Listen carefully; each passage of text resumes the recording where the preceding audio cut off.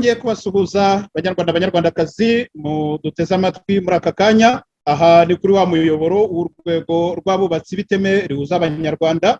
Uyu munsi rero tukaba dufite ikiganiro tugiye kubagezaho, ikiganiro twabateguriye kuri uyu munsi. Tukaba turi kumwe n'abatumirwa babiri turi kumwe muri aka kanya.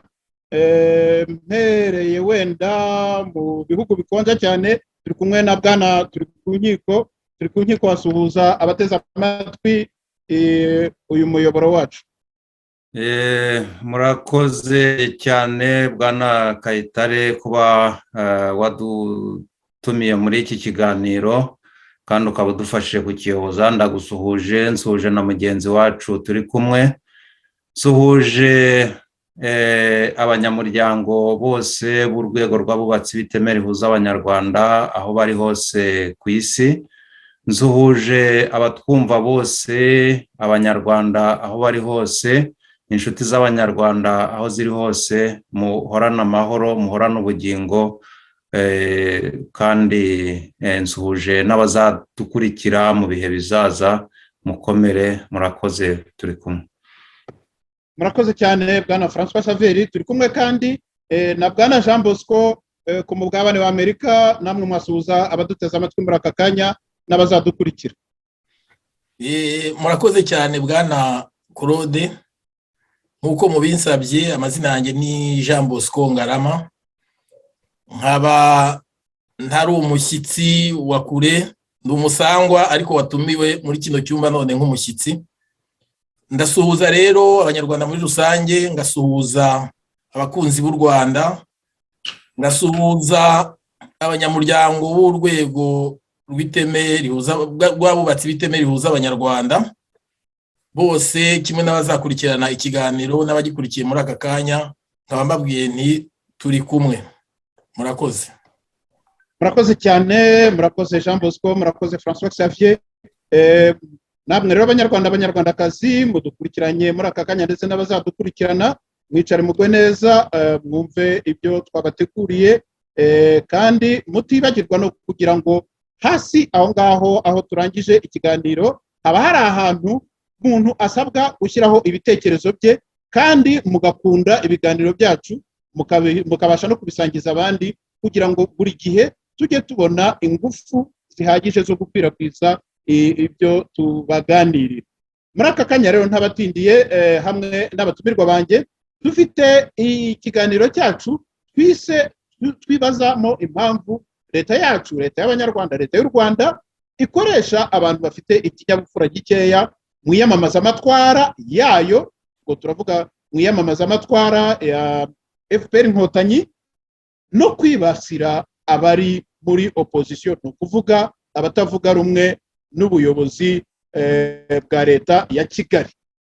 Bimaze rero kuba nk'icyorezo, Abanyarwanda bari bibona haba mu Rwanda haba no mu mahanga, aho abatavuga rumwe na leta bashumurizwa abantu b'ikinyabupfura gikeya, ndetse rwose n'abatagira ikinyabupfura na busa bakirirwa babatuka abo muri opposition, ndetse mu bitutsi by'urukozasoni umuntu mukuru adashobora kuba yasubiramo.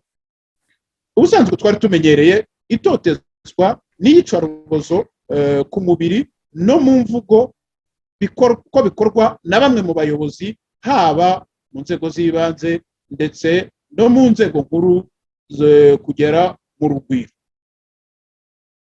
Twumviseho aho umukuru w'igihugu ubwe bwite imbere y'inteko y'abanyamasengesho yari irimo abasenyeri bambaye imisaraba n'amakanzu agera ku birenge, yari irimo abavugabutumwa, yari irimo abashehi cyangwa abahaji, ntumbaze uko babita, nabo bambaye amakanzu yo mu rwego rw'intumwa, amakanzu agera ku birenge, aho yihanukiriye agatuka abantu ndetse akanavuga ko atatinya kubica ibintu by'urukozasoni.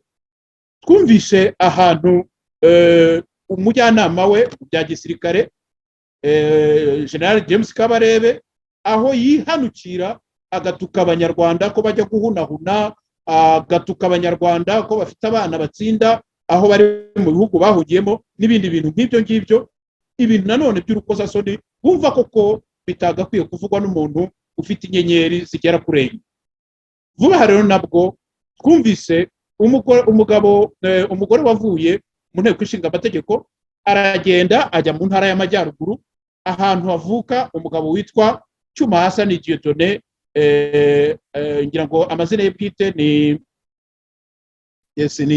Dieudonné, irindi ndabyibagiwe ariko riraza kuza, ubu uri mu munyururu, aho umubyeyi waturutse mu nteko ishinga amategeko, umubyeyi usheshe akanguye, yagiye akavumira ku gahera imbere y'abarimu n'abanyeshuri uriya bwana Cyuma Hassan Dieudonné, avuga ngo tungo nagende ngo aragaheri yaje, aho abantu bose bazi ko afunzwe azira ibintu by'akamaro.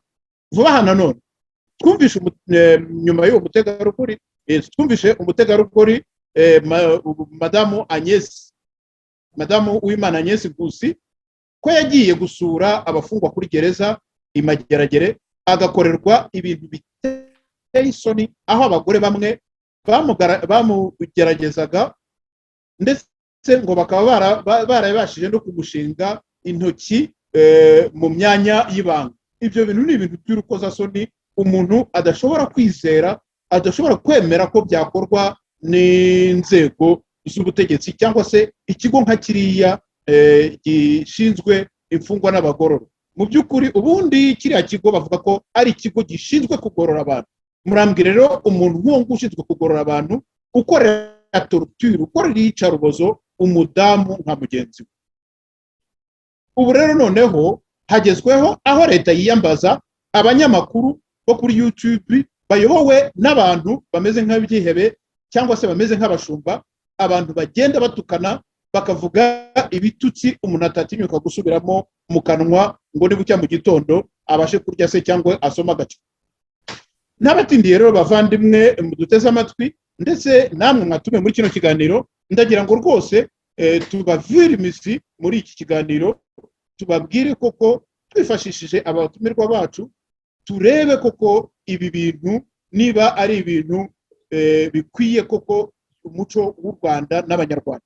Mbere ya byose wenda mpereye ku muntu mukuru bwana François Xavier, nagira ngo mbibarize akabazo kamwe. Ese bwana François Xavier, mwebwe ku bwanyu, iyo bavuze ko umuntu akunda cyangwa yanga u Rwanda, ibyo bintu bipimwa bite? Bipimirwa hehe? Bipimishwa iki? Ese ninde ufite ububasha bwo kubipima? Niba ibyo bintu koko hari igipimo cyabyo umuntu ashobora kureba cyangwa se ashobora kwiyambaza kugira ngo amenye urukunda cyangwa u Rwanda urwanga, bwana François Xavier.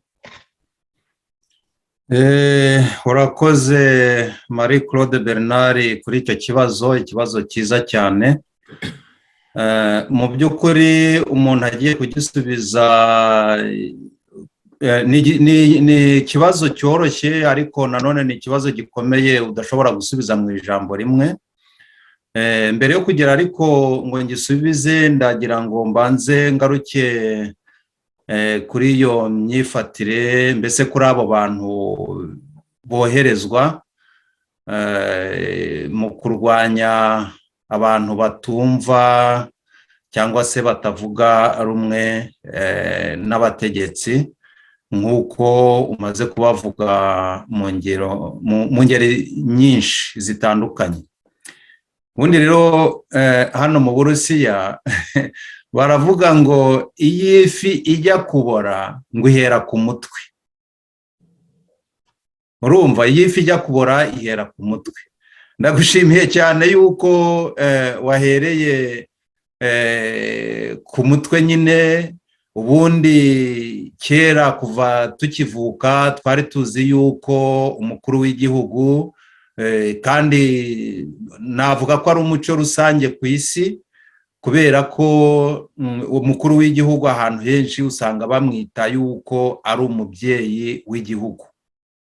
Burya rirya izina ryo kuba umubyeyi ni izina ry'icyubahiro, ni izina rivuga ibintu byinshi umuntu adashobora gusobanura mu magambo make. Umubyeyi nyine nk'uko tubizi, umubyeyi ni iki? Umubyeyi ni umuntu wabyaye abantu, umubyeyi ni umuntu ugira imbabazi, umubyeyi ni umuntu wumva, umubyeyi ni umuntu uzi ubwenge, umubyeyi ni umuntu utanga urugero. Kuko kuba umubyeyi rwose bivuze byinshi, bifite ibintu by'ingiragaciro byinshi, kubera ko abana umubyeyi yabyaye niwe bafatiraho urugero. Niyo bafashe rero umukuru w'igihugu ashobora kuba kandi nta nubwo ashobora kuba, ahubwo ntabwo burya aba ari we muntu uzi ubwenge cyane mu gihugu cyose, ariko kubera yuko aba ahagarariye igihugu cyose akora uko ashoboye, akaba ari we uba intangarugero. Niyo mpamvu si ibanga ibintu byose umukuru w'igihugu agiye kuvuga, akenshi mbere yo kugira ngo ajye imbere y'abanyamakuru, mbere yo kugira ngo ajye mu ruhando rw'abantu, mbere yo kugira ngo ajye imbere y'imbaga, abanza kuvugana n'abajyanama be. Muzi yuko umukuru w'igihugu aba afite abajyanama bareba ibintu byose, mu gifaransa domene zose, muri buri domene aba afitemo abajyanama.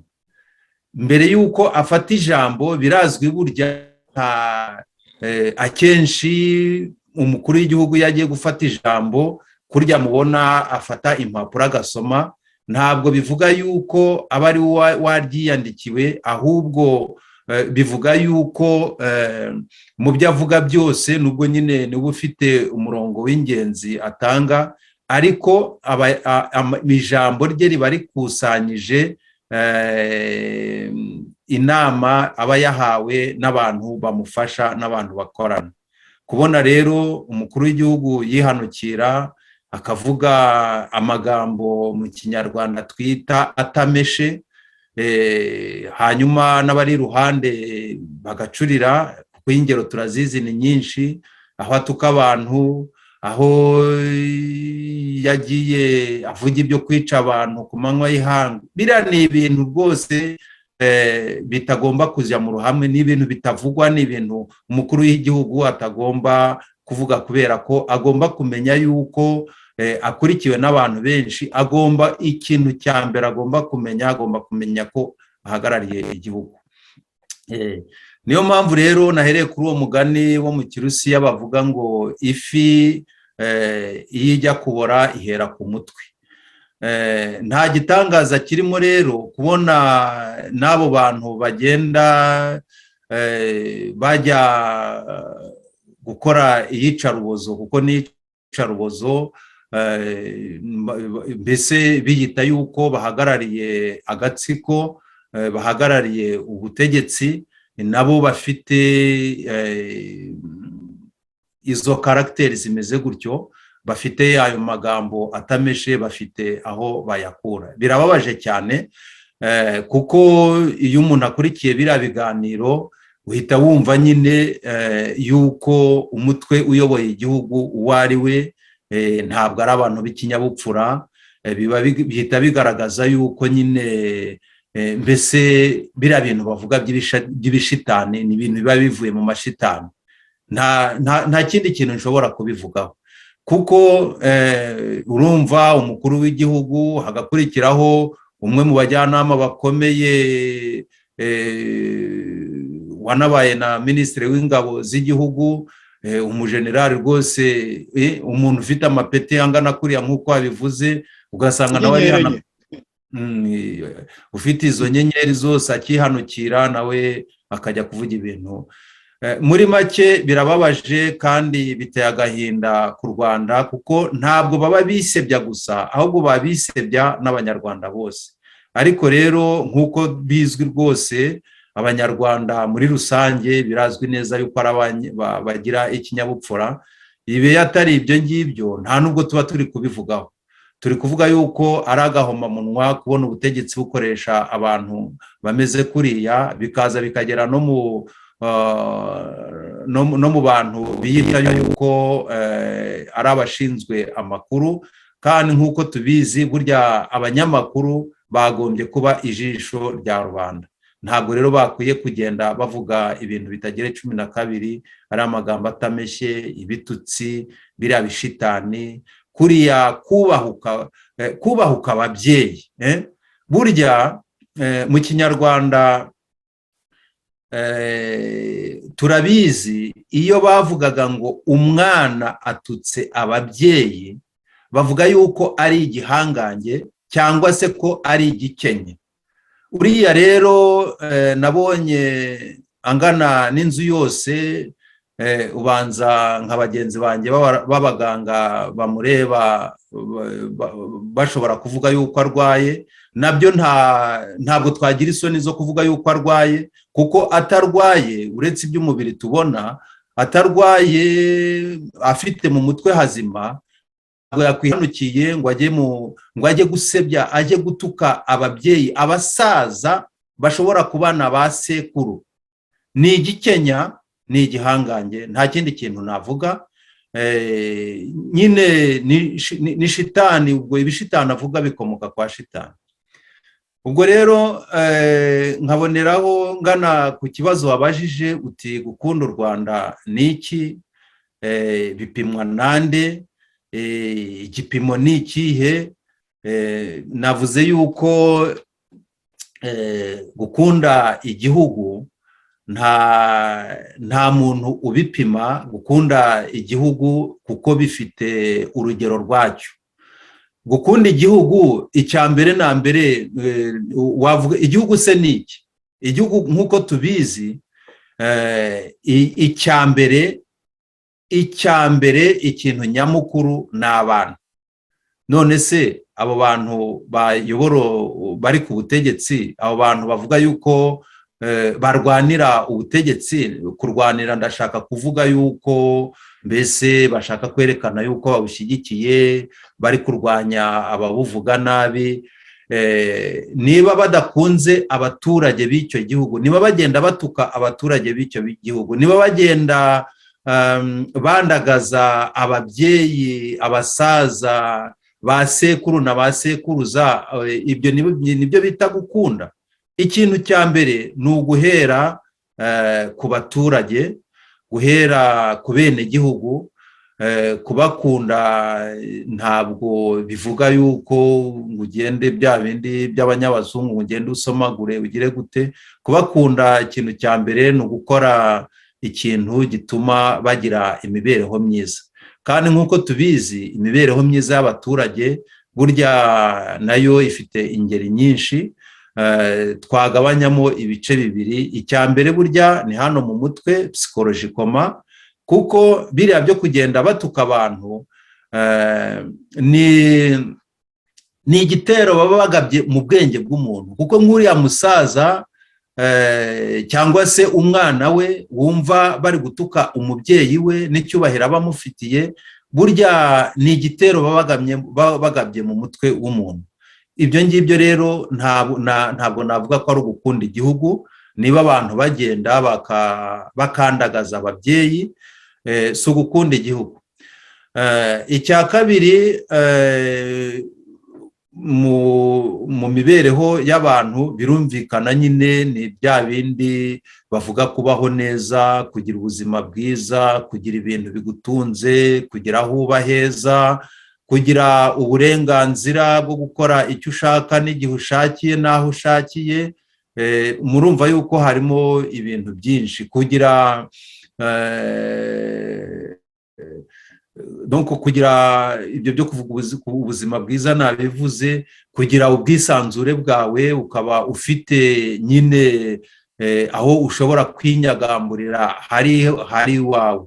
Harimo rero ibintu byinshi. Umuntu ukunda igihugu, umuntu ukunda u Rwanda, akora ku buryo abenegihugu bagira ibyo byose, ibyo bintu bibahesha ubuzima bwiza. Abantu rero bari ku butegetsi n'abakorera kariya gatsiko kigarurira u Rwanda batekereza yuko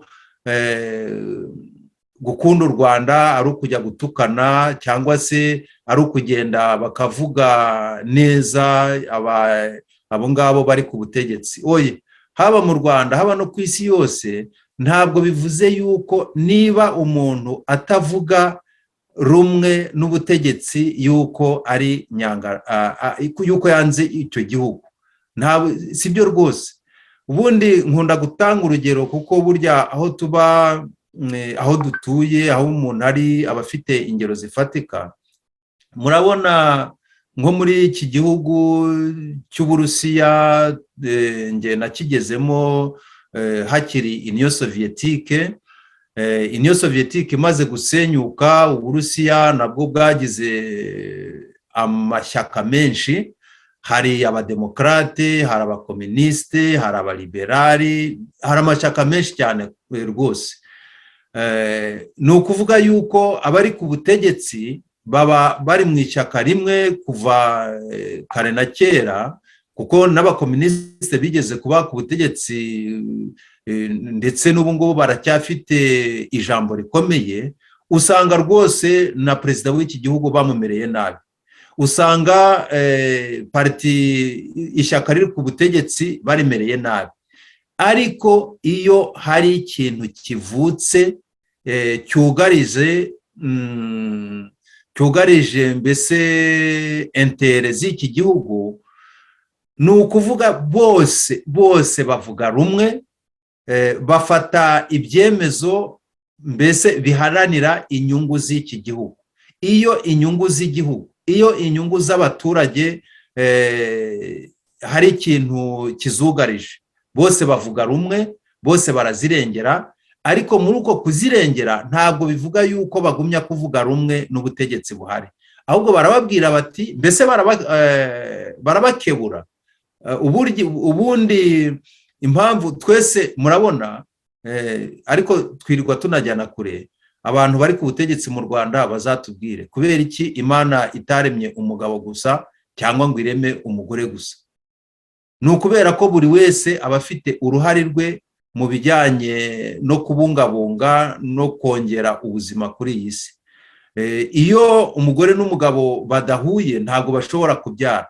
Na hano nicyo kigereranyo nafata. Mu gihugu haba hari abantu bari ku butegetsi, baba bafite umurongo bagenderaho, ariko kubera ko dusangiye igihugu, twese tureba ibyiza byacyo, tukavuga tuti hariya bari gukora uriya murongo bari kugenderamo, nubwo bafite igitekerezo cyiza, hariya bakatiye siho, ahubwo tugomba kubakebura bakagaruka ku umurongo wo gukorera igihugu. Nicyo burya gutekereza, dutekereje kimwe twakora bimwe, twakora amakosa amwe. Ariko iyo abantu batekereza ku buryo butandukanye, bituma uwakoze ikosa bamukosora. Ubundi rero agatsiko kari mu Rwanda kayoboye igihugu kagombye kwina, kakumva yuko abantu niba batavuga rumwe na FPR, niba batavuga rumwe na perezida w'igihugu, abo bantu ikintu bagombye kureba, ikintu ubutegetsi bwagombye kureba, bwagombye kuvuga butese ibitekerezo bari abantu bazana birubaka. Niba hari ahantu abantu bibye, abantu bakavuga bati uriya yibye, bajya kureba bagasanga n'uwo muri FPR, ahubwo umuntu wabivuze bagatangira bakamuharabika, bakavuga ibintu bitagira 12, bagatangira bakamuvuga. Niba bavuze yuko hari abantu bo muri FPR bicanye, kuko umwicanye ntabwo agira isura, ugasanga nkaho bamufashe ngo bamujyane mu butegetsi, ahubwo ugasanga niho bagize batangiye nawe kumugabaho ibitero, nkaho bajyanye mu butegetsi wa wundi umwicanye. Murumva ko ingero ni nyinshi. Ikibazo wabajije ni ikibazo mu by'ukuri rwose umuntu ashobora mbese kuvugaho igihe kirekire, ariko burya igipimo cyo gukunda igihugu, navuga yuko ugifite ni umuturage, ni abenegihugu. Kuko abenegihugu nibo bavuga bati umutegetsi kanaka aradukunda, yatugejejeho amazi meza, yatumye tuba mu mazu meza, yatugejejeho imihanda myiza,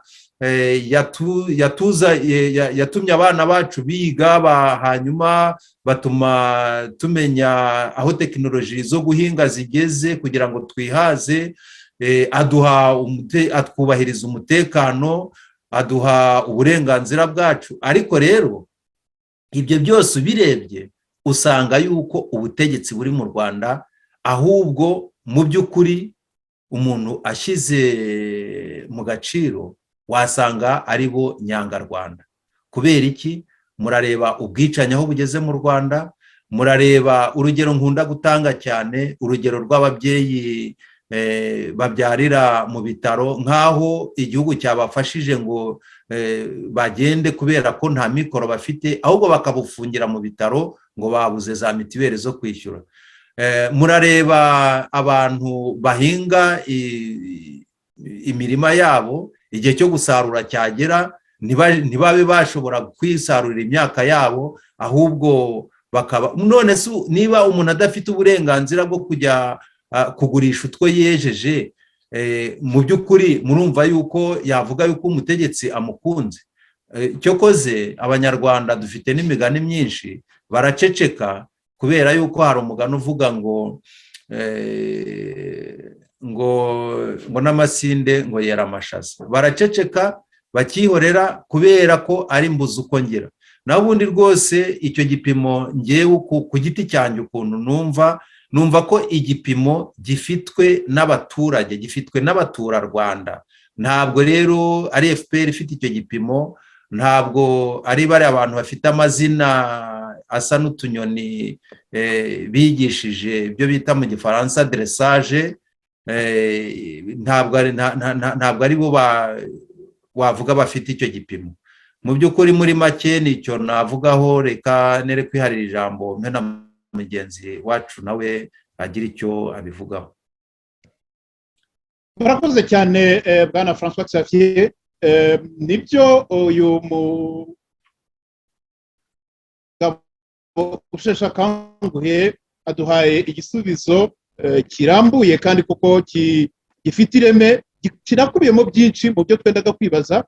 Kubw'iyo mpamvu ndagira ngo duhe akanya na bwana Jean Bosco agire icyo amwunganiraho kuri kiriya kibazo, ariko kubera ko ibyinshi Muzehe François yabivuze, nagira ngo gire akandi kantu nongeraho, noneho Jean Bosco abijyanire hamwe kuri biriya bintu cyane cyane byerekeranye no gukunda igihugu.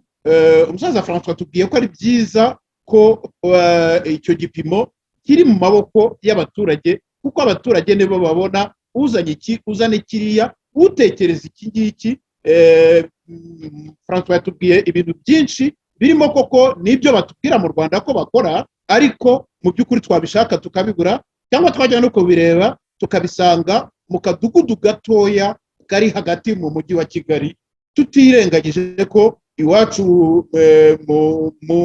muri Nyamabuye bimeze bite, iwanyu mu majyaruguru, iwabo mu majyepfo, iwabo wuriya mu burasirazuba, mu burengerazuba bimeze bite. Tubona iki ibyo abafaransa bavuga sur terrain, aho abantu baherereye. Noneho rero kuri bwana Jean Bosco navugaga nti nk'uko igipimo tumaze kubona ko koko kiri mu maboko y'abaturage, ese noneho bariya abantu nubwo Muzehe François yabakomojeho tutari twanabageraho, twari twabanje kubagirira ibanga, ariko ntaryo tukibagiriye, birarangiye. Bariya abantu bafite amagambo mabi mu kanwa kabo, bamerera nabi abantu bo muri opposition, cyangwa se abantu bafitanye isano n'abo muri opposition. Iyo murebye twavuga ko udafite ikinyabupfura n'uri ugenda akajya ku muhanda agahamagara umutegarugori nka Ingabire ngo nivu, akavugana bya bindi ntashobora kuvuga ku myaka ngize, hanyuma uwitwa Artemon agaturuka iyo ngiyo muri za Amerika cyangwa muri za Canada, akagenda akajya muri Nshiri gushakisha nyina wa Dr. Basabose, akamutorutira mu magambo amubaza ibintu biterekeranye, anamutungira agatoki ngo dore abayobozi bibanze. Ibyo bintu twigeze kubivugaho mu kiganiro. Ese bariya abantu nk'intumwa nibo badafite ikinyabupfura, cyangwa udafite ikinyabupfura n'uwabatumye bumva neza n'ibyo bavuga, yamara kubyumva ejo akongera akabaha izindi misiyo, akabaha n'abategetsi n'abayobozi bibanze bo kubaherekeza? Bwana Jean Bosco umwunganira François, ariko mukomoze no kuri ako kantu kugira ngo abateze amatwi uyu murongo wacu w'urwego rw'abubatsi b'iteme rihuza abanyarwanda bumve koko ko ikibazo atari Kasuku, ikibazo Kasuku yiyita Swiza, yiyita umwami w'abagore n'ibindi byinshi cyane. Ikibazo ntabwo ari uriya mugabo Artemo, ikibazo cyaba kiri ahandi hantu. Jambo siko jambo ni rya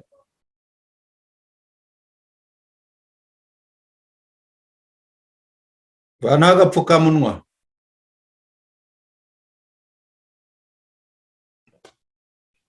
Murakoze cyane bwana Claude kuba mumpaye ijambo kugira ngo ngire icyo mvuga ku bijyanye n'insanganyamatsiko y'uyu munsi, cyane cyane ariko nunganira umuvandimwe cyangwa Grafurere François ku byo amaze kuvuga. Nageraga ngo rero mbere yo gutangira mbanze nshimire kandi nsabe abanyarwanda bose bakurikiye iki kiganiro kugira ngo mu by'ukuri bafungure amaso barebe ubutegetsi bubayoboye ubwo ari bwo n'ababayoboye ari bande. Muri introduction mwavuze ibintu mwavuze birebire abadukurikiye babyumvishe. Ndabivuga impamvu mvuga kuri introduction ndayihuza n'ibyo mugenzi wacu François amaze gusobanura, ariko ngaruka ndibuze kusoreza ku ijambo ryitwa inyangarwanda. Icya mbere rero nk'uko wari umaze kubivuga bwana Claude kuki usoreje ku bijyanye n'uburyo bimwe mu bitangazamakuru cyangwa bamwe mu bantu bakora itangazamakuru hari ibintu bavuga mu by'ukuri ukabona bitagambiriye ubumwe bw'abanyarwanda ahubwo bigambiriye gusenya. Nageraga ngo mbivuge rero mpereye cyane mbere gatoya, ariko sindi burambirane. Nageraga ngo abanyarwanda ni benshi bakurikirana ibibera ku mbuga nkoranyambaga.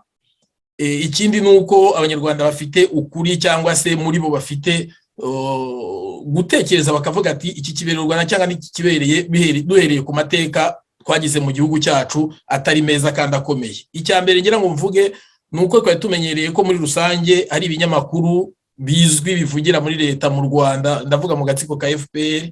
Hariho nk'ikinyamakuru cyitwa Rushyashya, hari ikinyamakuru cyitwa igihe.com n'ibindi binyamakuru bibishamikiyeho. None ndavuga kuri ibyo bibiri gusa.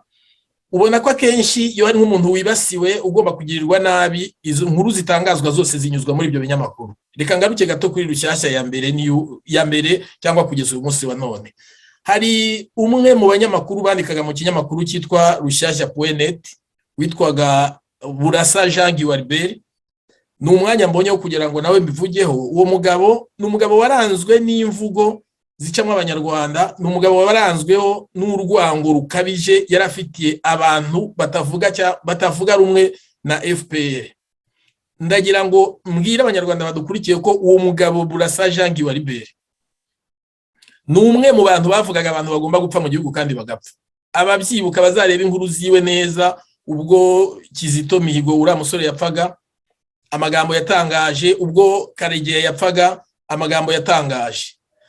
Rwose umuntu niyo twaba dufitanye ibibazo, umuntu niyo yaba ari mubi yarananiranye havuka cyangwa muri society cyangwa se mu gihugu, abantu babi nabo babaho turabizi, ariko umunsi umuntu yapfuye cyangwa se yapfuye ni umunsi wo kugira ngo abantu bamuherekeze bavuge bati genda rwose Imana ikwakire. Ariko birababaje kumva abantu imiryango ibura abantu akaboneka n'abaza gushinyagurira imiryango. Iyo umuntu rero yapfuye nibyo dushimangiraga nuko ni umunsi wo kugira ngo baherekeze umuntu bamusabire ku Mana, si umunsi wo kumwimukina ku mubyimba. Bitabaye ibyo isi yarozorekamo. Abadukurikiye rero nagira mabwire ngo hari umusaza cyangwa se umuntu w'umugabo ngo bigeze bashaka kwica, ndakeka ari muri jenoside ya 1994, abwira abantu ati munyice ngayimbwa izansangayo. Uyu munsi wa none tuvuga ibyo n'uburyo uwo witwa Burasa muri Rushyashya, tuza amakuru ya Rushyashya yagiye yigamba ku bantu byaje nawe yarabakurikiye, tutitaye ku cyo yazize. Kizito Mihigo yari yaranaririmbye ngo urupfu nicyo kibikira utibindi, ariko yarahavuga ngo nta rupfu rwiza rubaho. Reka mpagararira aho ngaho, nta rupfu rwiza rubaho, kuko iyo haba urupfu rwiza abantu bajya no gushyingura bakanywa inzoga bakabyina bakavuga ati turishimye ko umuntu wacu aragiye. Ibyo ntabwo birigira bibaho, nta rupfu rero rwiza rubaho. Nagira ngo mvuge ngo umugabo muga rwose asega imbohe, cyangwa rwose ntukishime ku wapfuye. Iyo biza kuba ari ibyo, ubu ndizera ko uwo Burasa bakiriho ku uyu munsi wa none, kandi buri munsi niwe wirirwaga akora amaliste y'abazapfa. Icyo reka ngireke nagira mbwire abandika cyangwa bakora muri ibyo binyamakuru ndi nyabune twese aha turi nanjye uri kuvuga ngara Jean Bosco niko nitwa, hari umunsi uzagera sinshobore kuvuga iri jwi rivemo bajye gushyingura umurambo, bajye gushyingura umubiri usigaye. Twese turatura abakandida. Njya mbwira abantu niyo twagiye gushyingura tugera kumva igihe bamanura umuntu bari kuririmba byakwiye kwibutsa umuntu wowe wese ati ejo ni ngewe, none niwe ejo ni ngewe. Bo reka dukomeze mu bijyanye rero n'itangazamakuru bwana Claude, nkuko twari tubivuze mbere ku byo Garafurere yari amaze kuvuga.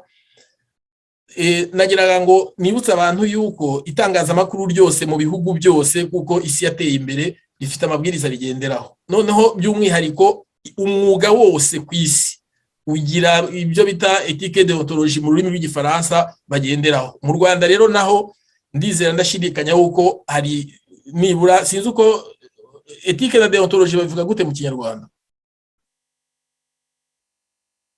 Ni imyitwarire, harimo umuco w'imyitwarire y'abanyamakuru ushingiye cyane cyane ubusanishije n'amategeko. Abanyamakuru rero bafite uburyo bitwara, ibyo batarengaho n'ibyo bagomba kubahiriza. Iyo urebye rero noneho n'urwego cyangwa se urwego ndavuga isura y'ubutegetsi dufite kuri uyu munsi wa none nk'uko Itegeko Nshinga rya Repubulika y'u Rwanda ribivuga, dufite inzego eshatu, hari ubutegetsi nyubahiriza tegeko, nshingaamategeko n'ubw'ubucamanza, ariko hari abajya bongeraho bwa butegetsi bukurikiye bwa kane bita itangazamakuru.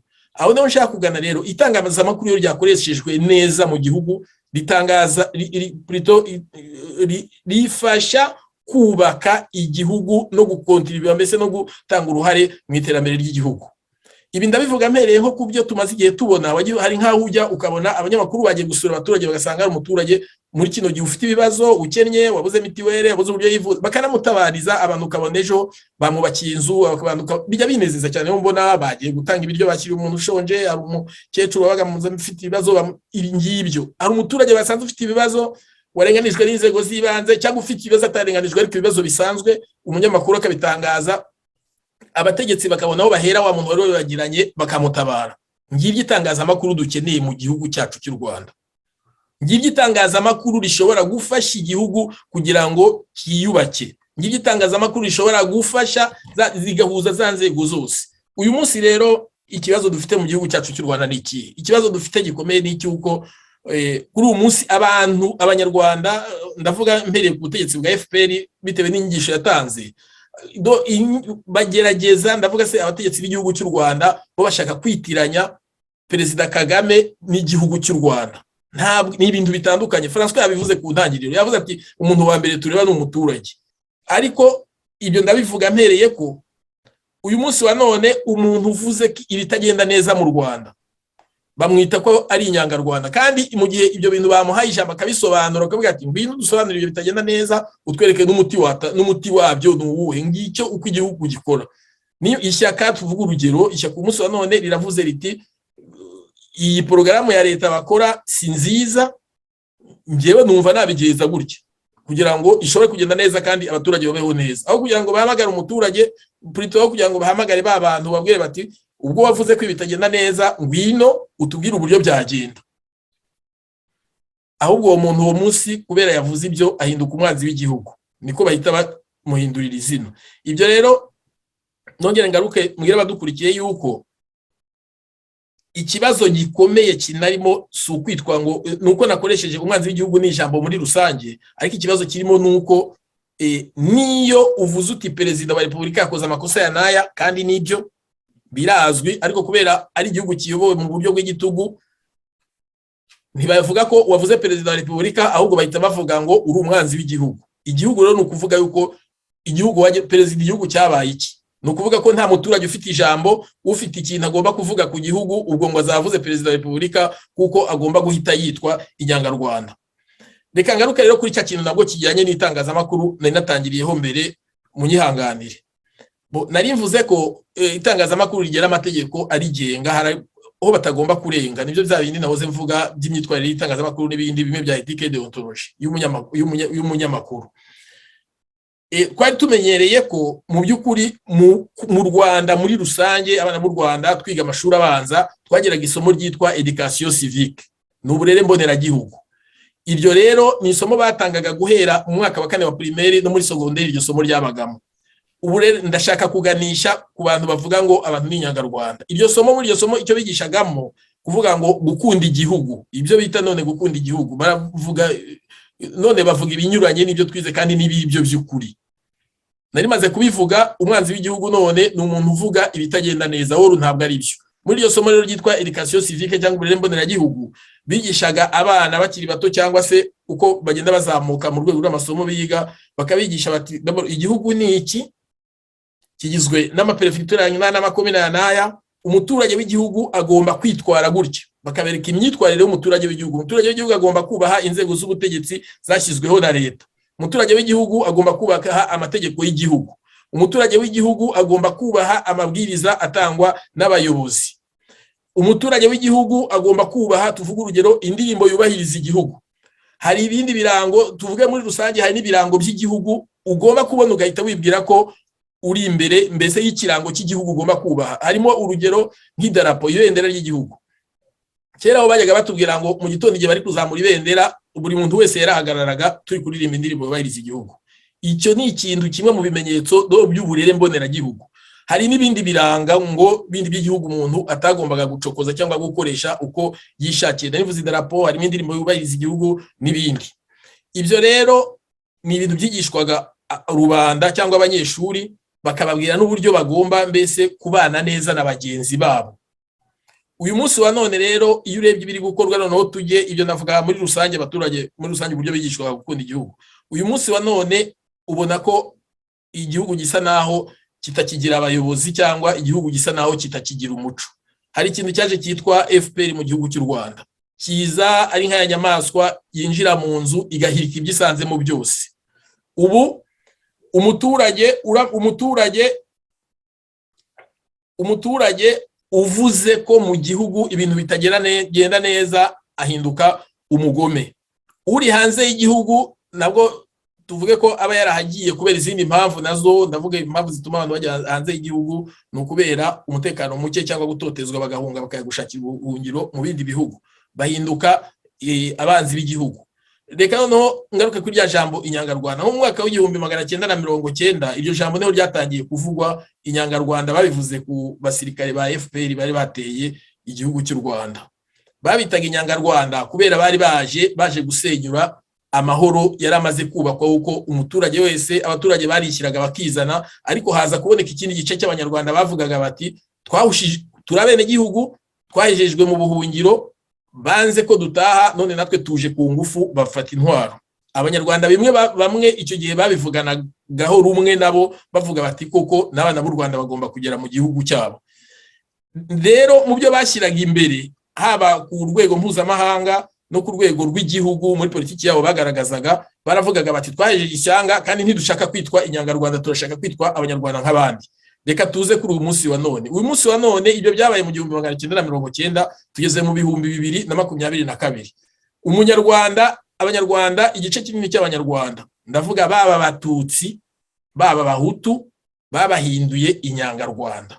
Ibyo ukibaza utese ibyo ko byabaye icyo gihe, kandi abo babita inyangarwanda nibo barwanyaga iryo jambo icyo gihe. Uyu munsi wa none iryo jambo ryaba rigarutse gukoreshwa gute, kwita abantu ko ari inyangarwanda? Ese banga u Rwanda mu buhe buryo?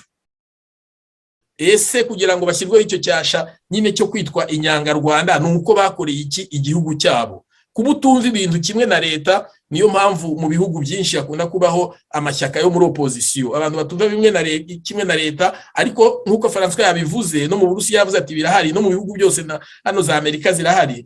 Uretse mu gihe wenda hano nko muri Amerika ntuye, mu gihe iyo habaye amatora, abademokarate n'abanyarepublika buri wese baba batanze umukandida, bagahurira hamwe kugira ngo barwanire wa mwanya w'umukuru w'igihugu n'ibindi biteganywa n'amategeko ku myanya igenerwa uwatsinze amatora.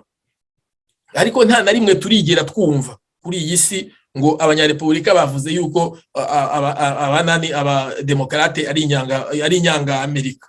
Ntabwo bibaho, ntibishoboka. Ubundi ikindi gihe baharanira inyungu z'igihugu cyabo.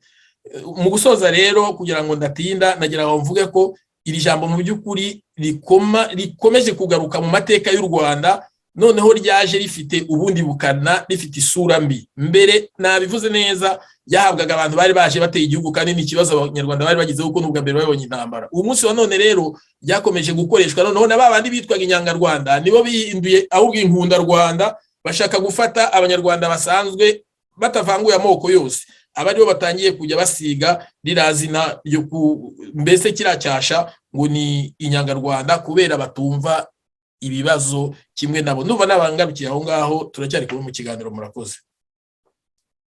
Murakoze cyane bwana Jean Bosco ku bisobanuro muduhaye, kandi koko nk'uko twavugaga tuti ibyo ari byo byose namwe mufite icyo mwakuzuriza Muzehe François. Biragaragara koko cyane cyane iyo tugarutse kuri icyo kintu cy'inyangarwanda, usanga muri iki gihe abanyarwanda turimo dukina ka gakino bajya bavuga ngo ni rwigero rumwe.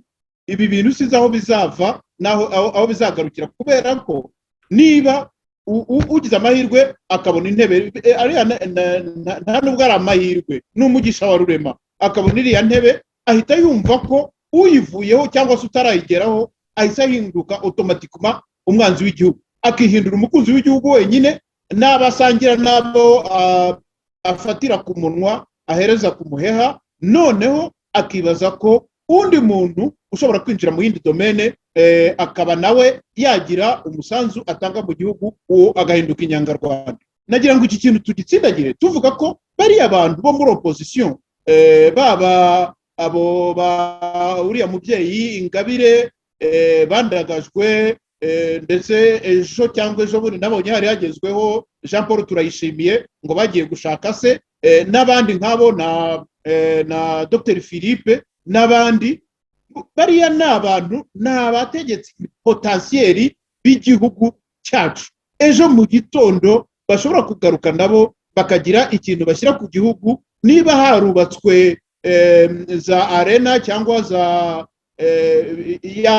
ya nyubako ifite amabara y'idarapo yitwa nguki, convention center. Kera habayeho n'ibindi, no mu yindi myaka hazaza ibindi. Icyo kintu abanyarwanda bagomba kubimenya. Tudatinze rero, numvaga ibibazo byinshi nari mpangayikiye, ndumva rwose musa n'ababinyuzemo, ariko nagira ngo nongere ngaruke kuri Muzehe François. Muzehe François, iyo duhereye kuri bariya abanyamakuru nigeze kuvuga, bwana Cyuma Hassan Dieudonné wa Ishema TV, Madame Nkusi Wimana Agnes wa Umurabyo TV, bariya ba Karini Jabo, bariya ba Umubavu bafunze, bariya ibinyamakuru byabo byashyizwe ku ruhande. Ari abanyamakuru bari basanzwe bafite amasosiyete cyangwa se amakompanyi yanditse mu bitabo byandikwamo, amakompanyi atanga imisoro yinjira muri Rwanda Revenue Authority. Noneho ngiye nkavuga nti se bari abantu bibimanuka baturutse muri Canada bakaza bahikoza bagenda bagahabwa facilite zose zituma bazunguruka igihugu mu kanya nkako guhumbya ijisho, baherekejwe n'abayobozi b'ibanze, harimo n'uriya Squeezer ugise umugani we ngo ni umwami w'abagore, nawe ugenda avuga bya bitutsi biteye isoni.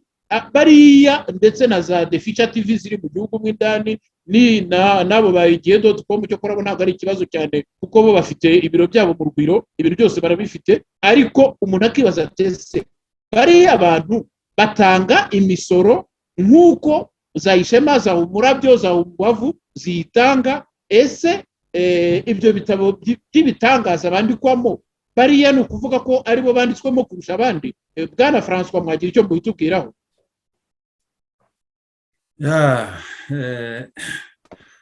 Ungaruye kuri wa mugani natangiriyeho, mbese ahubwo ndakomereza kuri ya mvugo nayo imaze kumenyekana mu Banyarwanda, avuga ngo ka gasimba iyo kari kuzamuka hejuru ngo niko kagenda karushaho kwerekana ubwambure bwako. Biriya murabona iyo bafata umuntu bakamuhereza amafaranga ngo genda uvuge gutya na gutya, bo bibwira nyine yuko ari bwo bunyamakuru bwabo, ariko mu by'ukuri ahubwo twebwe tugomba kureba ku rundi ruhande. Burya twavugaga tuti umuntu uvuga nta muntu muzima uvuga ibishitani, ni ukuvuga ko nyine umunyabishitani niwe ushobora kubivuga. Ntabwo pasiteri ashobora kujya, pasiteri muzima ntabwo ashobora kujya kubwiriza abantu be ngo ababwire ijambo rya shitani, ababwira ijambo ry'Imana. Bariya rero iyo bagiye bakagenda, iyo bajya bakazenguruka bakagenda bitwaje imvugo nyandagazi, bakagenda bitwaje amagambo atameshe, bakagenda bitwaje ibitutsi, bakagenda bibagiwe ikinyabupfura cya Kinyarwanda, bariya baba bari kwerekana isura nyayo y'ababatumye.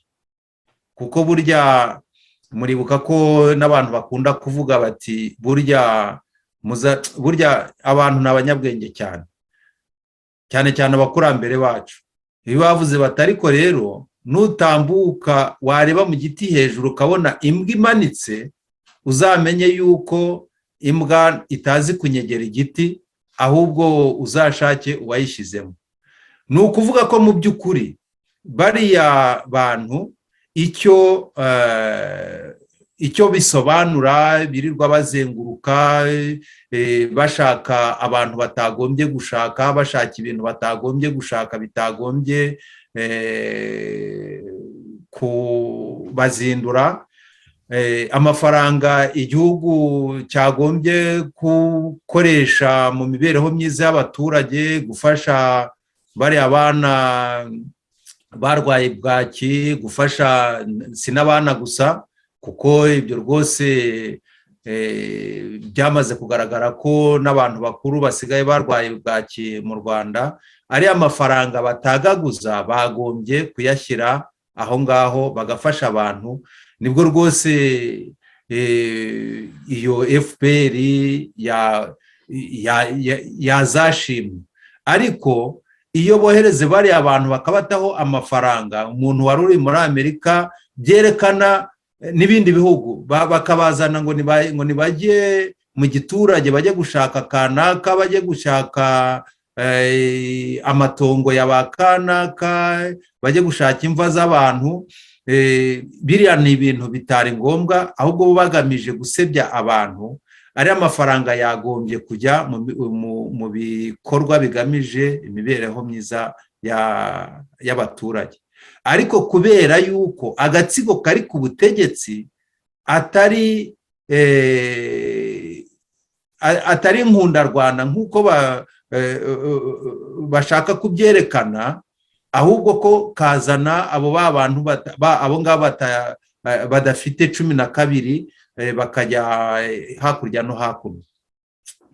Ndagira ngo muri abo banyamakuru, niba ari n'abanyamakuru, abo bita abanyamakuru babo, impamvu navuze ntiburya nubona imbwa iri mu giti uzashake uwayitumye, kandi abo batuma mu by'ukuri niyo mpamvu navuze nti umuntu uvuga ibishitani nuko nyine ni umunyabishitani, nawe ni umudemoni ko navuga kwa.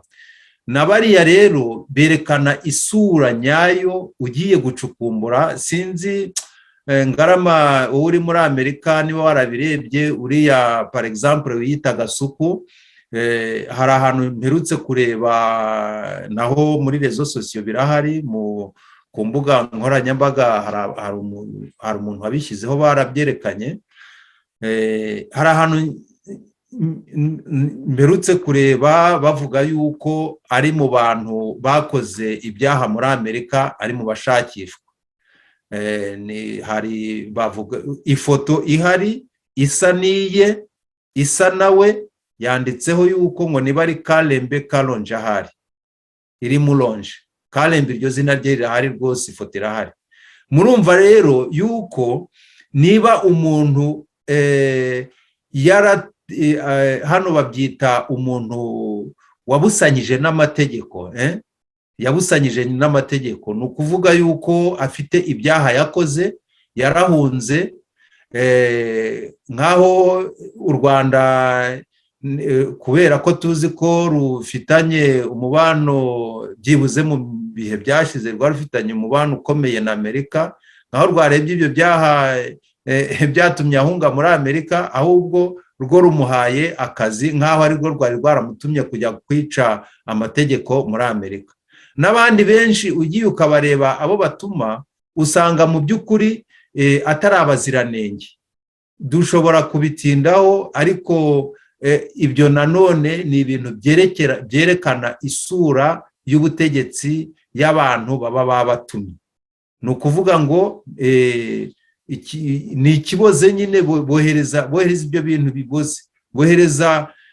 Ntabwo namenya niba bafite niba baranabyigiye ibyo byo kugira by'ubunyamakuru, niba hari amakarita bo bafite ku buryo aribo bagumya gukoresha umutungo w'igihugu, kuko uko byagenda kose ni umutungo w'igihugu, bakajya mu bintu bidafitiye abaturage akamaro. Nk'uko navuze nti umuntu utavuga rumwe n'ubutegetsi si umwanzi w'umutegetsi, kandi umunyamakuru nyawe ni ijisho ry'abaturage. Ubundi nka biriya byo kwirukanka kuri bariya banyamakuru bafunzwe, nk'aho aho kugira ngo babirukankeho, ubutegetsi bwiza bwagombye kureba ibyo bo bavugana n'abaturage, bakareba impamvu ibibabaje abaturage, kuko ibyo bazira yuko berekanye amabi, berekanye ibintu bibi, ubuzima bubi buri mu baturage. Kuko iyo umuturage, ndibuka rwose uriya Niyonsenga Dieudonné Cyuma Hassan, ahantu yagiye akajya kwerekana abantu basenyewe, ibyo binyamakuru mugenzi wacu yahoze avuga bya Rushyashya n'Igihe, ntabwo izo nkuru bazandikaho, ntabwo bandika ko hari abantu basenyewe bazira ubusa, ntabwo bandika yuko hari abantu babuze, ntabwo bandika yuko hari abantu baburaye, ntabwo bandika yuko hari abana bagwingiye. Ubutegetsi nyabwo rero, niba mu by'ukuri ari inkundarwanda, ikintu bagombye gukora, bagombye kureba urwo ruhande abo banyamakuru bandi bo bajya kureba, kuko kugira ngo abaturage bazakunde ubwo butegetsi, bazabukundira kubera yuko buri kubagirira neza, kubera yuko buri kubazanira ibyo bo bashaka, aho kuko kubafunga ntabwo bivanaho ibintu bibi biri mu gihugu. Nicyo ngicyo ngiye nashakaga kuvuga. Naho ubundi birumvikana yuko biriya bo bakora, bakoreza bariya, ni bya bindi nyine FPR yaje icurika ibintu byose, ikindi kacyita uko kitari kimeze. Biriya rero ni bya bindi biri mu murongo wabo w'icurika bwenge no gucurika ibintu byose, bakazana ibintu bitagira 12, akaba ari byo bashyira imbere, ahubwo ibyagombye kuba iby'ingenzi, ibyagombye kujya ku mwanya wa mbere bakabyigiza ku ruhande. Numva ari icyo navugaho rwose. Birababaje kubona ubutegetsi nk'aho bwakwise ku baturage, ahubwo ari bwo bakinagaza, ari bwo bubica, ari bwo bubabuza ibyagombye kubabeshaho, ari nabyo bizana amajyambere. Kuko mu byo Ngarama yavuzeho, burya hari urundi rugero umuntu ashobora kumvaho. Murabona, igihugu ni kimwe n'umwana, ni kimwe n'umuntu, nacyo kigira ubuzima burya, kirakura. Itandukanyirizo ni uko burya umuntu arakura akagera igihe apfa, ariko igihugu kigumaho, kuko FPR yaraje iragisanga, abandi baraje baragisanga, FPR zahava haze indi miryango, abantu bahari bose bazahava, ariko mu gihe runaka hari ibintu bigomba kugerwaho, ubutegetsi buhari bugomba gukora. Niyo mpamvu ubwo se uyu munsi dufite imbuga nkoranyambaga.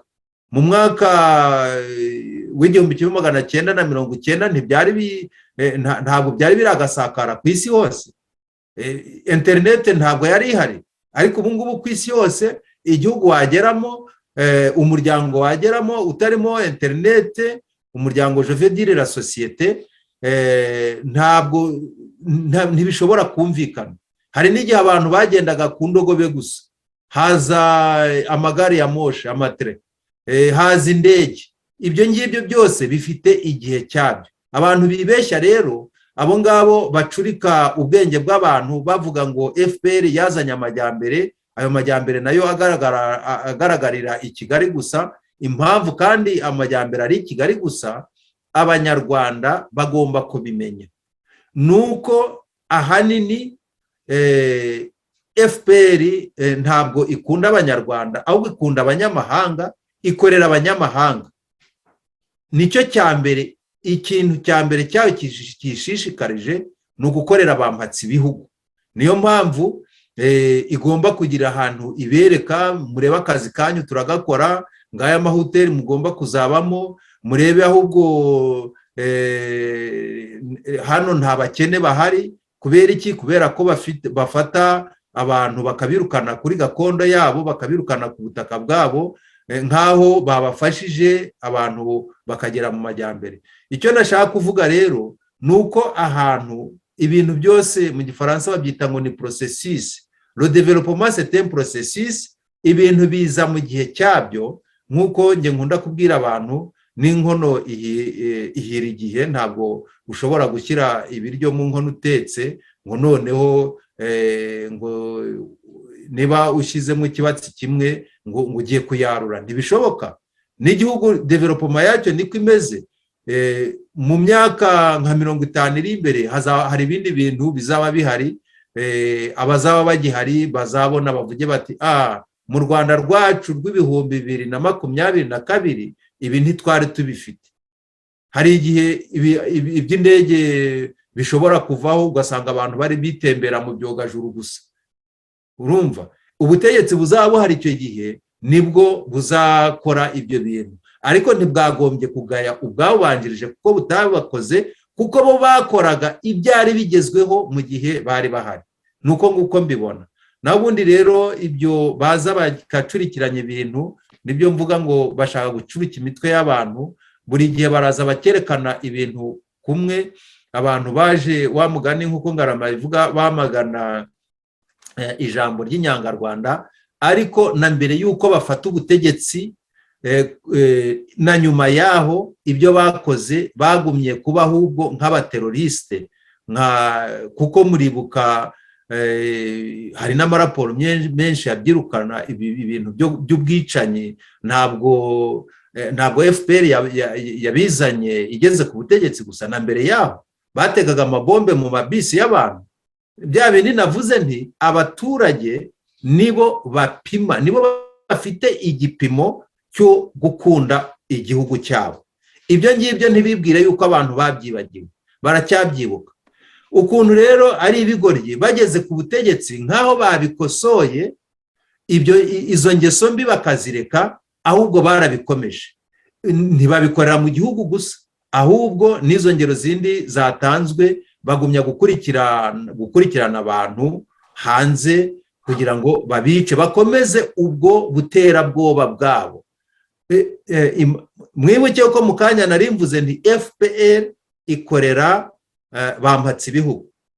Urugero ngomba gutanga nizo za metode, ubwo buryo FPR ikoresha nibwo bampatse ibihugu bakoresha. Urugero rutoya rwose rutari kure yacu n'urwo muri Kongo.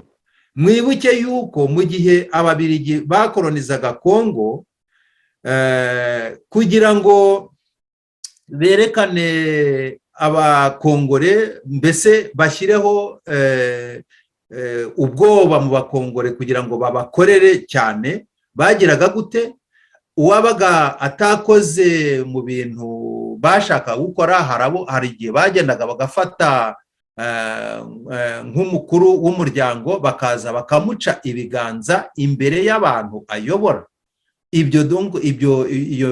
Iyo mbese ishobora kuba ari indi teme twazagarukaho ikindi gihe, twerekana uburyo bampatse ibihugu bakora, ariko mubigiye mu mizi mwasanga ubwo buryo ari bwo bumwe neza neza FPR ikoresha, aho igenda igafata umuntu mu muryango ikamwiba ikamwica, cyangwa se ikagenda igateranya abantu gutyo na gutyo, nka biriya navuze nti burya ririya ni iterabwoba bari gushyira mu bantu, ririya ni iyicaruyobozo ryo mu bwenge psikologike, aho bagenda bakajya bakohereza ziriya za gasuku zabo mu muryango ngo zijye kuvugana n'abasaza n'abakecuru. Ni nko kubwira umuntu bati ntureba ufite ababyeyi bawe hano, ni ubundi buryo nabwo bakoresha, nubwo muri iki gihe nyine tugezemo, ariko muzi yuko baragenda bagafata n'abantu bo mu muryango bakabica. Ibyo ngibyo bibaho. Ibyo ngibyo rero ni byo kugira ngo abantu bagire ubwoba, bere kugumya kwamagana amabi yabo. Ibintu byose barabicurika rwose, nk'aho bakoze ibintu bakikosora amakosa bakoze bakigera ku butegetsi, batari banagera no ku butegetsi, nk'aho bayagabanyije ahubwo barushijeho kuyongera. Murumva rero ko rwose abo bita abanyamakuru batuma atari nabo, kuko ndashidikanya ko rwose bari abantu ari abanyamakuru, nibo baba baje kubakorera, berekana isura nyabo, isura y'ababatumye uko ibimeze, nuko nguko mbibona. Murakoze cyane bwana François Xavier kuri ibyo bisobanuro rwose birambuye uduhaye. Ikigaragara ni uko ababatumye ari bo baba biyandarika, baba biyambika ubusa, kubera ko byerekana isura ya nyiri ukubatuma nyine. François atugiriye neza, avuze ku byerekeranye n'uyu Kasuku, kubera ko kugeza ubu ngubu amazina ye ntabwo azwi, cyokora aho yihishe muri Amerika, ntekereza ko wenda Jean Bosco ashobora kuba abifiteho amakuru arenze ayo dufite. Aho yihishe muri Amerika yiyise izina ryitwa Kambale Wilonja. Iryo zina iyo agiye mu Rwanda, iyo agiye kujya guhungeta iwabo wa Padiri Nahimana, iyo agiye kujya guhungeta umuzehe wa Jean Paul Turayishimiye, iyo agiye kujya kwirukanka muri Rutobwe iwabo wa Sylvia Mukanyiko n'abandi bantu agenda yirukankaho, barimo na muzehe Musabyimana Gaspard n'abandi, agenda afite amazina y'Ikinyarwanda. Yagera muri Amerika akitwa amazina ndatekereza ko ari igikongomani, Kambale Wilonja.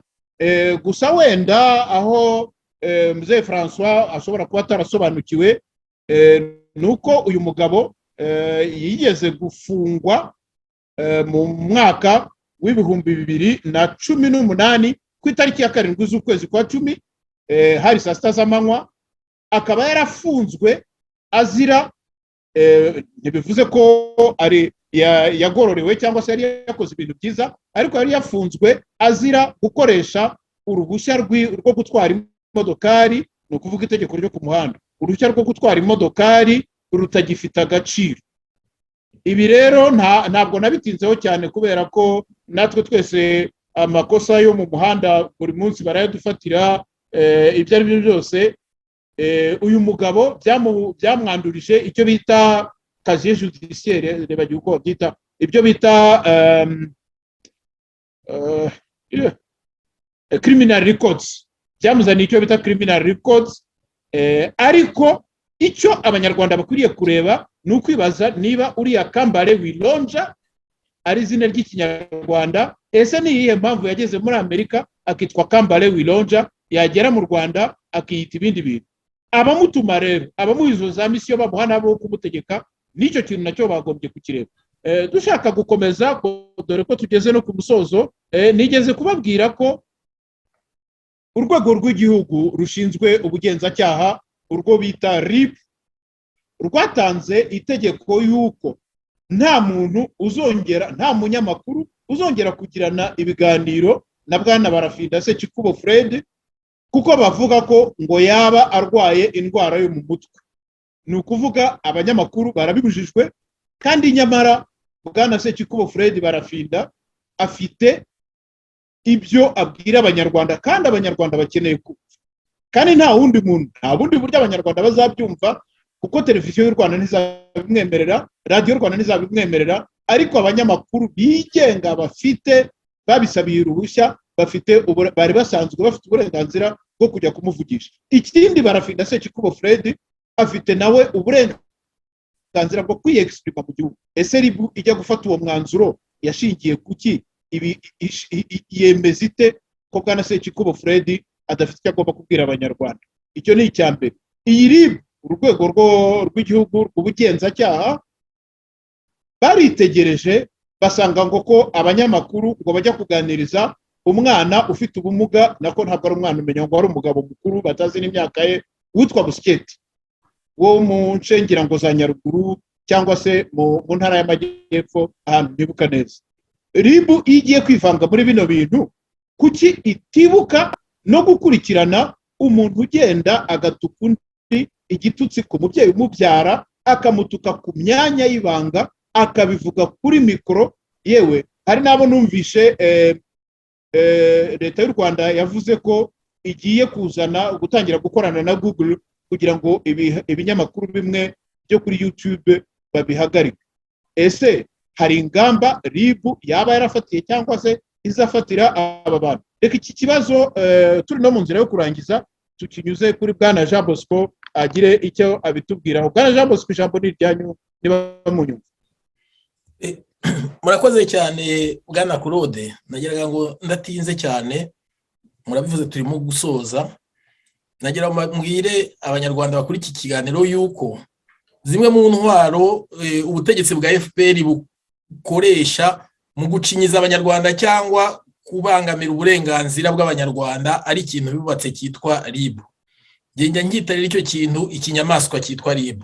Ndabivuga kubera zimwe mu mpamvu. Mu buhamya twabonye ndetse bwanditswe n'uwitwa Kizito Mihigo mbere yuko yitaba Imana, aho hari Imana imuha amahoro n'umugisha, yanditse yerekana uburyo yagiye kenshi ahamagazwa n'abantu, ndetse aho yari afungiye mu ibanga akaza gusurwa n'abantu bamwe bo mu nzego z'ubutegetsi bamutegeka ibintu yemera, noneho RIB akaba ari iza kuborohereza kugira ngo ize kwandika ibyo yemeye. Ibyo bintu rero reka ndeke Kizito, hari abantu benshi twagiye tubona RIB yagiye ishyira ahagaragara bakabonana n'itangazamakuru bagatangaza ko bemeye ibyaha, kandi mu by'ukuri twakurikirana ugasanga ari uko bari bashyizwe kwica rubozo. Abo bantu bose rero ari abagiye batanga ubuhamya, ari n'abandi twagiye tubona bagiye basohoka cyangwa bagiye bemera ibyo byaha bagafungwa bakagirwa nk'ibiragi. Bigaragara yuko iyo RIB ariyo yabigiye bigiramo uruhare. Iyo RIB rero ikoreshwa nk'ikimashini nyine kimwe navuze cyo kugira ngo gisike abantu batavuga rumwe na leta. Turahera nko ku nshuro wagiye ubona bagiye bahamagaza Maître Bernard Ntaganda, inshuro bagiye basiragiza uriya mubyeyi Victoire Ingabire kuri RIB, rimwe yanasobanurwe uko bamuhamagaye, ugasanga mu by'ukuri nta kintu kigaragara bamubaza, bagota akazongera mu munsi umwe akirwa yicaye, izuba ryamwishe, yarambiwe inyota yamwishe, byagera nimugoroba ngo taha. Ugasanga rero mu by'ukuri icyo navuga ni iki, nuko kira kintu cya RIB ubonye n'uburyo cyitwaye nko mu rupfu rwa Kizito Mihigo, ibyo batangaje icyo gihe n'uwabivugaga, no reka sintinde cyane nabagiye mu madetaye menshi, urebye uburyo batangaje ngo uburyo yapfuyemo yibanikije amashuka naho yarari, usanga mu by'ukuri RIB atari urwego rushinzwe za investigation cyangwa gukora iperereza ku byaha mu Rwanda, ahubwo RIB ari ikintu cyashyizweho cyo kugira ngo kibe intwaro ya FPR yo kugira ngo cyice cyangwa gifunge utavuga rumwe cyangwa utumva ibintu kimwe na leta ya FPR iriho hari i Kigali. Mwari muvuze rero ku kindi kintu kijyanye n'ibitangazamakuru, n'ubundi twari twabivuzeho kare, muvuga ku muntu ngo wavuye hano muri Amerika i Kigali wirwa akora amaturu barura imva z'abapfuye. Namubonye ahagaze no hejuru y'imva z'ababyeyi ba Padiri Thomas Nahimana. Abo babyeyi rwose aho baryamye baruhukire mu mahoro, Imana ibahe amahoro n'umugisha. ntabwo abo babyeyi bakeneye umuntu uza kubahagarara hejuru, ntabwo no mu muco wa kinyarwanda no mu muco w'abantu bose ku isi nta muntu rwose ujya gukora itangazamakuru mu irimbi aho ababyeyi biryamiye yagiye kubashinyagurira, yabuze ibyo avuga ngo dore ngo abantu bajye bareka kurengera, bajye bagira ibyo bavuga, bareke no bagira ibyo bavuga byo kubeshya ariko bareke no kurengera. Ntabwo rwose biriya sibyo. Nabonye ari umusaza bari kugaragaza agati bafite umuhungu muri Amerika witwa Jean Paul, nabonye hari mwigeze umuvuga umusaza witwa Sylvia, we yanavuze ati aramfasha, ati nta kibazo bintu si cyiza ariko aramfasha, bashaka kubavugisha ibyo batatekereje cyangwa ibyo badafite muri bo.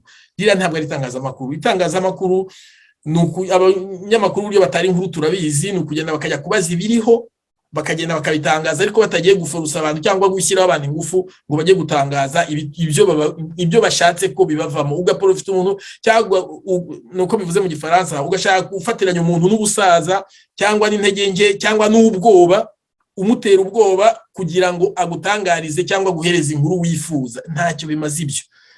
Mukivuga rero kuri uwo muhungu, amazina ye sinayazi neza, sinakeneye no kuyavuga mu kanwa kanjye kuko atayiseseme.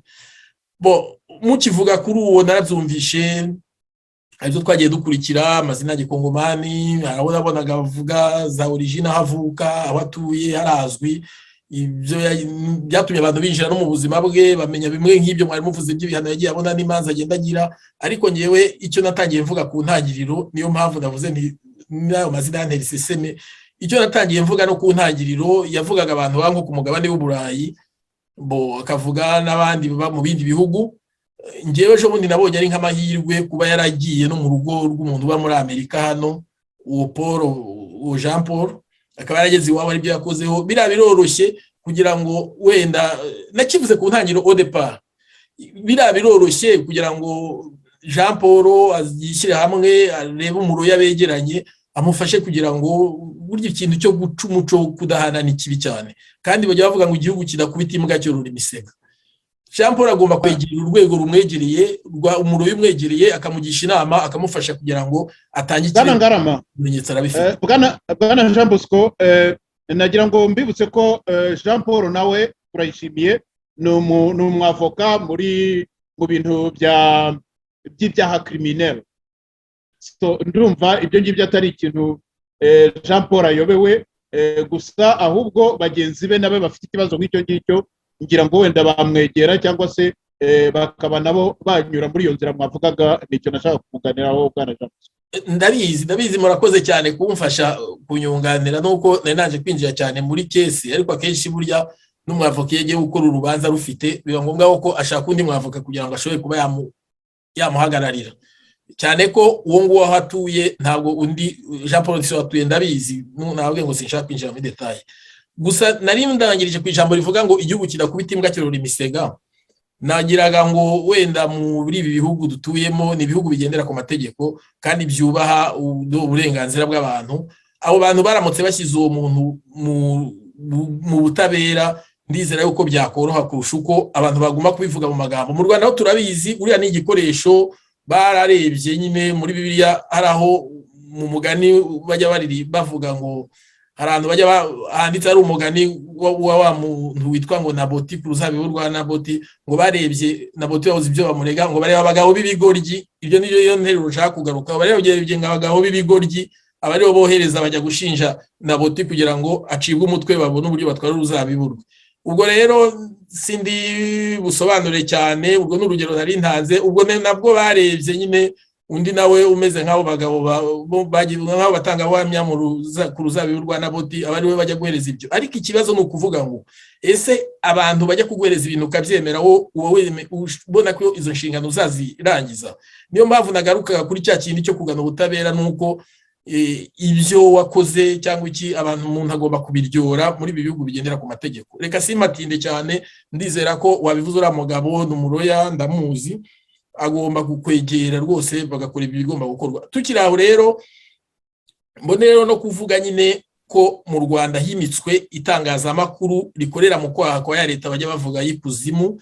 Iryo tangazamakuru kimwe n'abandi badakorera mu itangazamakuru ariko banyuze ibintu kuri rezo sosiyo, nabo barahari bakorana n'iyo leta y'ikuzimu bagambiriye kugira ngo bicisha abantu, nibo batanga liste y'abapfa, nibo abantu uwo banze usanga yibasiwe mu gihugu.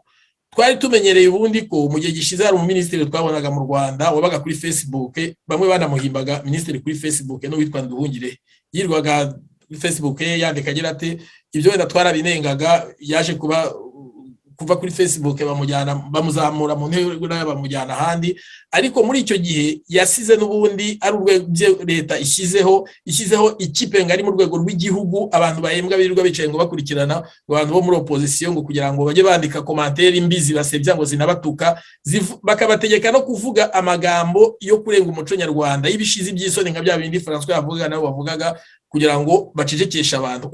Ntabwo ibitutsi, ntabwo amagambo y'urukozasoni ariyo ahindura ibitekerezo by'abantu twebwe. Oye, niyo wavuga ngo ngaramandi igiki, ibyo birakureba, ntabwo bihinduye igitekerezo cyanjye. Nkiraho rero ikibyunganira icyo ngicyo turabizi n'ubu bariho, harabubona birwa bandika abantu basohoye ikiganiro nk'uku ugasanga bakubwiye ibitutsi, bakubwiye ibyo mu muryango wanyu n'ibiki byinshi, n'uburenganzira bajye bavuga ibyo bashaka. Icyingenzi nuko ibitekerezo by'umuntu aba ari oriente. Icya kabiri nagira ngo uretse uwo mwana numvishe ko mwita umwana uko nabonye ibitekerezo bye n'iby'abana bo, uretse ko ari n'abana bajijutse, ni umurwayi. Mwigeze muvuga uburyo batwaye barafinda kwa muganga bamurenganije kandi avuga ibitekerezo byubaka igihugu. Hari na za reference abantu basigaye bamukoreraho ngubu ku bintu bishyashya, yaba no mu magambo ikinyarwanda yagiye azana mu muco wa kinyarwanda kumva bijyanye n'igihe. Hari nk'ijambo abantu bakunze gukoresha ngo akarengane k'ibihekane, ni ijambo ryaturutse kuri barafinda n'uva no mu mateka y'u Rwanda rizambikwa. Hari n'ibindi byinshi yagiye avuga kandi abanyarwanda babifatiraho urugero bagenderaho. Abakwiye rero muri make nko gufatwa, wari wavuze ko uwo babujije kuba abanyamakuru bamuvugisha, bavuga ngo ndi witwa Busikete, nawe ngiye nkurikira amakuru ye mbona uburyo abantu basaga naho bamucuruza, ariko baza kuvuga ko nabo bamuhagaritse. Wenda nuko nyine navuga mu bintu bijyanye n'amategeko, bavuga ko muri duruwa bavuga ko nta muntu ushobora kujya ku kirego ngo ajye ku rukiko ngo njye kwirega, wowe ujye kwirega, cyangwa wa mugani w'ikinyarwanda uvuga ngo nta uregera uwarega. Ntabwo rero uriya nyine ni babandi bo babahamya bo muri rwa rubanza rwa Naboti, uriya ntabwo wajya kumuregera leta y'u Rwanda ngo ugire ikikora. Niyo mpamvu navuze nti abo bireba bari hanze y'igihugu bazarebere mu bihugu barimo. Nagiraga ngo mbaho urugero rw'abandi bantu nyine mvuga njyana mbisanisha na bya bindi by'uko leta yimitse umuco mubi, yimitse umutima w'ubugome mu bantu wo gucagaguramo abanyarwanda. Hari nk'ibintu bijya bitangazwa n'umugabo witwa Tom Ndahiro, bakunze kwita umugabo ngo ukata amakawa. Uwo mugabo imvugo atangaza mukurikiranye imyaka irenga nk'ibiri cyangwa itatu, ni imvugo zifite uburozi, ni imvugo zicanishamo abanyarwanda, ni imvugo abanyarwanda bose bakwiye kwamaganira kure.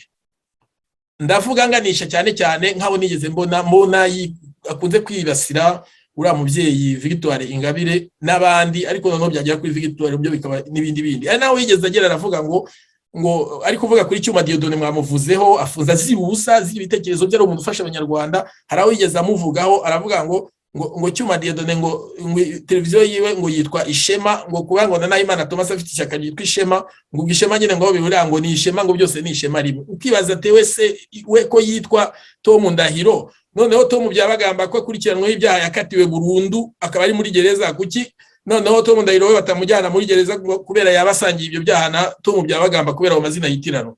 Ibyo rero nabyo ukabisangamo nyine ni bya bindi hari uwabivuzeho mugenzi wanjye kare, n'ubujiji cyangwa se n'ugukunda ingoma cyangwa gucinya inkuru gakabye. Ibyo rwose bajye bumva ko niyo babivuga abanyarwanda dusigaye tubanenga, kandi ejo bajye bibuka ko ubutegetsi burashira. François yavuze ati igihugu ntigishira ariko ubutegetsi burashira, ingoma FPR izashira ariko nishira. Tom Ndahiro we nimba uri no kunyumva muri iki kiganiro rwose witegure umwenda wa roza uzambara, bazakudodeshereza ishati gukwiye. Undi munyamakuru rero nabwo mu Rwanda mu gihe gishize watangaje ibintu bisebye witwa Rudatsimburwa, yavuga ko abantu bafungiye muri Niger barikuwe na Arusha, ariko uvuga ngo ni déchets toxiques, do abagererana n'ibisigazwa n'ibiki.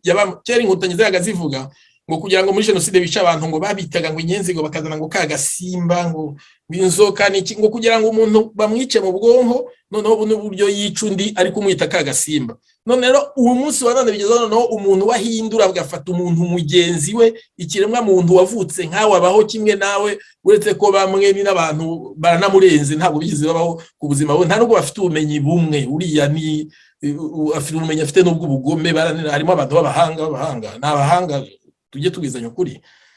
Ngo ni deshe, ibisigazwa, nta nubwo ari abantu, nta nubwo ari ikiremwa muntu, nta nubwo ari ikinyabuzima, ahubwo ngo ni deshe.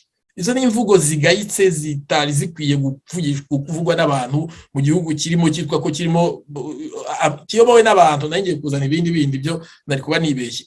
Maze n'iminsi ya wundi nawe w'umunyamakuru wundi witwa Asumani we danamuzi, umaze igihe nawe yibasira abantu bo muri opposition akabita amazina ashatse. Byageze no mu gihe noneho cyo kwibuka, kandi mu gihe cyo kwibuka abacu bazize genocide yakorewe abatutsi, nigiye mu by'ukuri tugomba guhereza agaciro, tukemera ko abacu bazize ibyo bazize ubwoko bwabo, kandi abantu nkatwe bafite ubuzima nk'ubwacu tukababazwa n'urwo bazize, kandi twumva ko ibyo bintu bidakoma kubaho ukundi. Umunyamakuru arahagurutse atangaje ibintu ku gitangazamakuru cye nabyumvishe, avuga umwe mu badamu baba muri la guverinoma Thomas Nahimana n'umudamu witwa Flora ari ministre w'Inyadore Formation, avuga uburyo nyina ngo bamushyingwe n'ibyo bagize gute, sinshaka kubisubiriramo, ni bari ngo gukwirakwiza taragite. Byarambabaje gukina ku mubyimba, umwana uri gukina ku muvyeyi wiwe uburyo yishwe, uri kumukina ku mubyimba, nta n'isoni. Kandi ngo yabaga ngo no mu nzego z'umutekano bagira ngo ubwo sinzi, yajyaga avuga ngo baramurembeshye ngo fuzwe muri genocide. Ibyo byo bagiye barenganya abantu, ariko naginize ko kuba yageze no muri gereza yagumye kuba yarahakwiye ubumenyi butatuma ajya gukina ku mubyimba w'umuntu wagize ibyago muri genocide yakorewe abatutsi. Ni ibibazo muri make. Rero nagiraga ngo wenda muri iri tangazamakuru ry'iwacu turarimenyereye, FPR kirimo ikora muri kino gihe barimo bahembera urwango hagati y'abanyarwanda, si no mu banyarwanda kuko byarenze imipaka, bajya no kuruhembera barenze imipaka. Muri no minsi mu ntambara ya M23, mu ntambara ya FARDC, ingabo za Kongo Rwanda n'u Rwanda, Rwanda n'ingabo za RDF ziyiseye M23, hari ikintu cyagaragayemo kuko abantu bo muri FPR batangiye kunyura mu itangazamakuru n'abakuri rezo sosiyo, batangira kohereza amavideo n'ibisobanuro byayo, bayohereza ngo n'abakongomani bari kwica abantu, kandi ari amafoto y'ahandi hantu yagiye atambuka. Ngiye hari n'ijambo nigeze mbona ry'umusirikare mukuru wa Kongo yavugaga asaba abaturage gutekana no kugira gute, bararifata barihereza irindi jwi, barihijwi ryari byavuzwe n'umuntu nari numvisheho muri Sud Kivu, kandi byavuzwe n'umuyobozi w'ingabo muri Nord Kivu, noneho bararihindura afite na mikoro mu ntoki, yari igiswahili, bagikonegitana ya mashusho, ukajya avuga ubona ari we uwo muntu yari kuvuga ngo kuri 25 ngo bazigaragambye ngo bazica abanyarwanda bose. Ariko byaje kumenyekana ko ari aba bantu bo muri FPR bari bahimbye ayo majwi bakayohereza kuri rezo sosiyo, noneho bajya kuyahuza n'abo musirikari kugira ngo baze kugumura abaturage. Kandi video zombi nazumvishe zitandukanye n'izindi nyinshi rero twagiye tubona. Mu by'ukuri ni ibintu bari gukora, ndavuga yaba ibyo byako kana kavuye hano ukajya kwirirwa kazerera mu Rwanda bari imva bari biki, ni ibyo kugira ngo bafite ukiuka kiri gututo, ni ibyo kugira ngo basubiranishemo abantu mu karere. Icyingenzi rero tugomba kumenya nuko banyarwandakazi, umwanzi wacu turamuzi, ushaka gusenya igihugu cy'u Rwanda, ushaka gusenya akarere, ushaka gucamo umuryango nyarwanda, uwo mwanzi nta wundi ni FPR. Muryamera amajanja muzi ko umwanzi nguwo niwe dufite. Bavandimwe, ndumva nsoje, murakoze. Nibyo murakoze bwana Jean Bosco Ngarama kuri ayo magambo mutubwiye musoza. Icyo twabwira abanyarwanda, iyo dutegura ibiganiro nk'ibi ngibi, ntabwo ahanini tuba tubafatira umwanzuro, ahubwo tuba tugira ngo tubatungira agatoki aho ibintu biri, namwe mwirebere abari mwe. Nk'uko Mzee François Xavier yabivuze, abanyarwanda ni mwe mwenyine mufite igipimo cyo gupima ninde ukunda u Rwanda, ninde ubakunda, kuko ni Mwanyarwanda abanyarwanda, ninde ubakunda. Noneho utabakunda ubaryarya nawe mufite uburyo mugomba kumufata. Reka rero dusoze bizanga ikiganiro twari twagize kuri uyu munsi, cyane cyane twibandaga kuri abo bantu barashumurizwa kuko ni nk'aya matungo adakamwa arinda urugo nijoro. Bashumurizwa abantu kugira ngo bajye kubandagaza, noneho nibamara kubandagaza noneho babacecekeshe gusa kubera icyo gitugu cy'abantu, icyo gitutu cy'abantu bigize nk'ayo matungo nyine adakamwa, amwe arinda ingo nijoro. Tudatinze rero reka dushimire abo twari turi kumwe muri studio z'uyu muyoboro wacu, urwego rw'abubatsi b'iteme rihuza abanyarwanda, bwana François Xavier turi ku nkiko mu gihugu cy'Uburusiya, na bwana Jean Bosco Ngarama ku mugabane wa Amerika. Ngewe rero nari Claude Maria Bernardo Kayitare i Pretoria muri Afurika y'Epfo. Reka tubasezereho naho ubutaha, murakoze cyane.